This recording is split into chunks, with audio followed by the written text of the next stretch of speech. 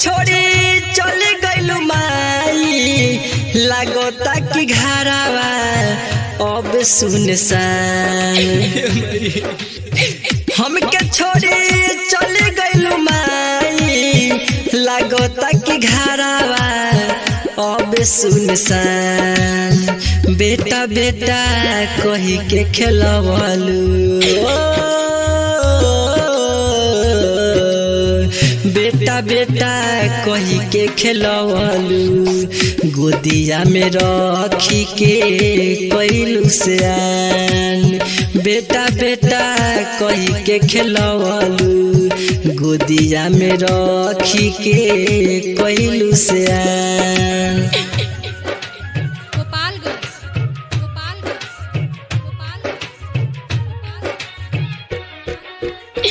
उठा नहीं माई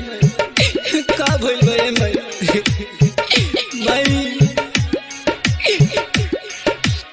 सास तूरी चली गइलू हमके ना बतैलू बेटावा के छोड़ के माई कहाँ चल गइलू सास तूरी चली गइलू हमके ना बतैलू बेटावा के छोड़ के माई कहाँ चल गइलू एक बेरी आँखी खोले कही तू बेटा हवा एक बेरी आँखी खोले कही तू बेटा हवा झड़ झड़ गिरता आँखिया से लोर बेटा बेटा कही के खेलवलू हाँ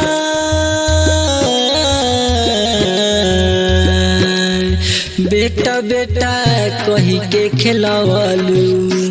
गोदिया में रखी के कइलू सयान बेटा बेटा कही के खेलवलू गोदिया में रखी के कइलू सयान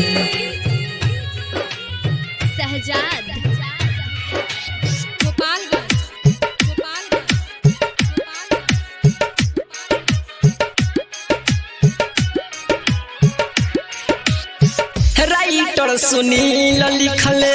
सोहजी के गीत हो सूर्या सतीश कहे दुनिया के रीत हो राइटर सुनील लिखले सोहजी के गीत हो सूर्या सतीश कहे दुनिया के रीत हो शंकर दीपक कहे सुनिल बचनिया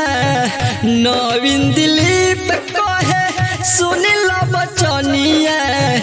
एक दिन सब केहू जइहे शमशान बेटा बेटा कही के बोलवलू हाँ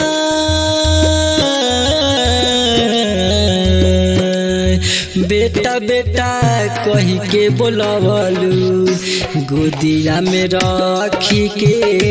कइलू सयान बेटा बेटा कही के खेलवलू गोदिया में रखी के